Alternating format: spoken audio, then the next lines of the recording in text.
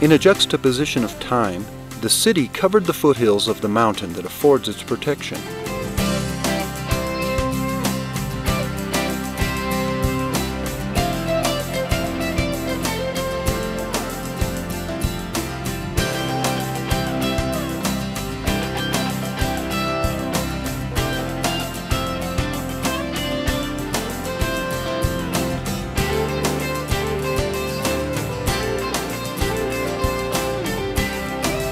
A new architecture dressed the slopes and creases of its geography, and together with the new design, modern services, and comforts, created spaces to rest the soul, where culture and entertainment started to flow like the lava from the volcano.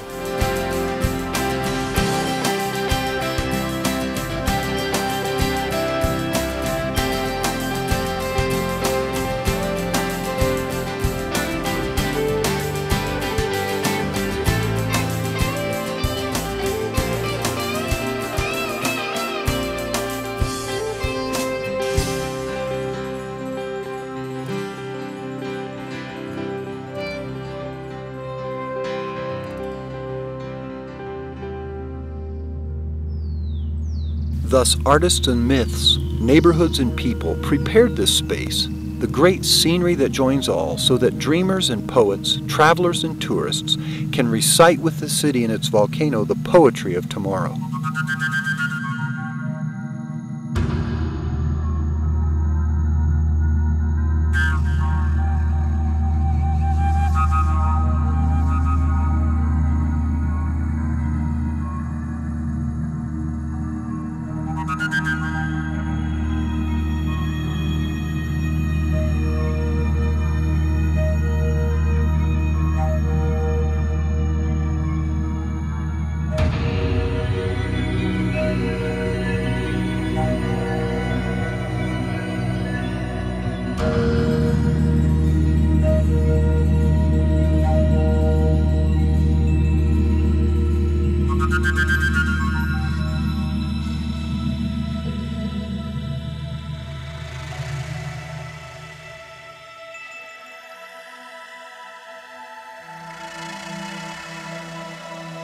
Extending their gaze over the horizon, Indian deities rise before Quito to open the path and show the way to the wanderer.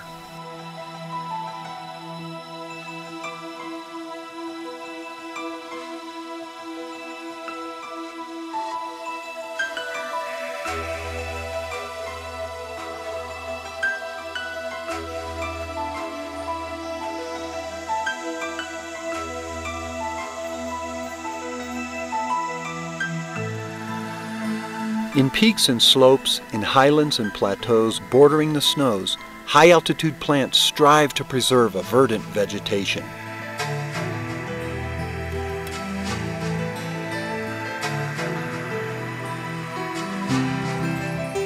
Other mountain spaces close to Cotopaxi and Cayambe, in the rich lands of ancient haciendas, there's rest for those who search for the celestial dimension.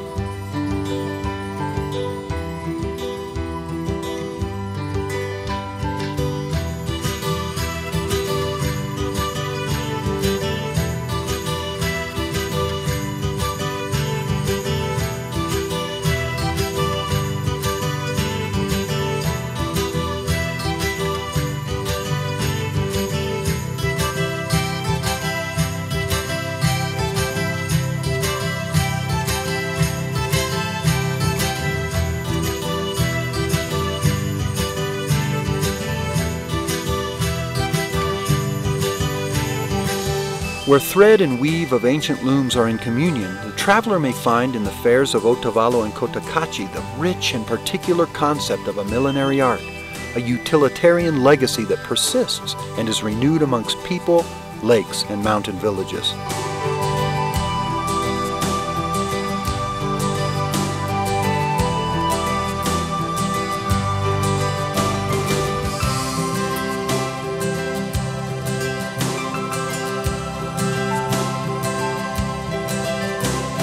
In the high mountain range, where from the beginning of time the man of corn has been able to use the knowledge that preserves life, crops of other latitudes open and combine their colors to form the sun of a new era.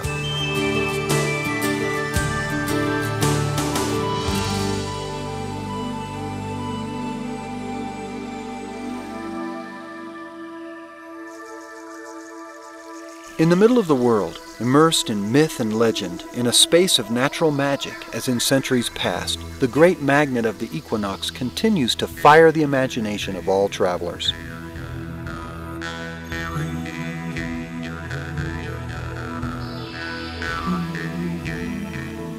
The observation of the cosmos allowed priests and shamans to discover in the origins of time the circle of the earth and the exact point where the sun illuminates vertically and without shadow.